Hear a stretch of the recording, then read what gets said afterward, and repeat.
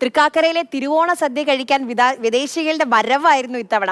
കഴിച്ചവർക്കും വിളമ്പിയവർക്കും ഒരുപോലെ സന്തോഷം നൽകുന്നതാണ് തൃക്കാക്കരയിലെ തിരുവോണ സദ്യയും ഓണാഘോഷവും.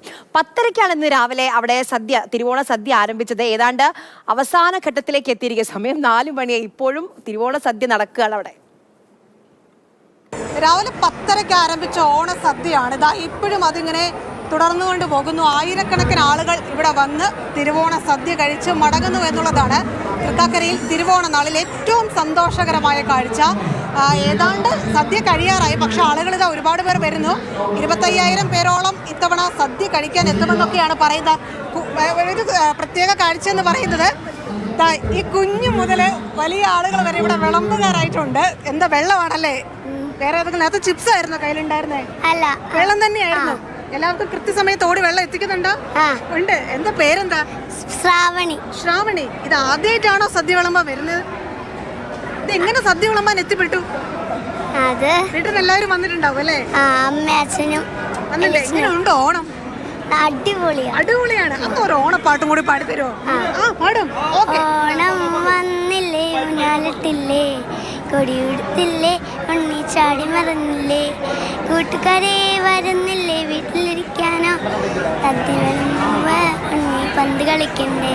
Hi, happy Onam. Happy Onam. How was the Onam and how was the Sadhya? So beautiful. Never could imagine something like this. You come from? California. California. The United States. First time in Kerala? Yeah, but our friend lives in Pune. Pune. Yes. Okay. Which one is favorite? Payasam, pappadam, achar, aviyal? The pineapple. Pineapple. The pineapple. Okay. Very good. And do you like the aviyal? Everything's delicious. Okay. You're waiting for the payasam. Yeah, payasam is coming. Oh, yes, yes. Excited. Okay. അപ്പോൾ എല്ലാവർക്കും happy Onam. Happy Onam, yeah. Happy Onam. Yeah. And same opinion. The beautiful Sadhya. So beautiful. I've never had this before. It's so lovely. Delicious.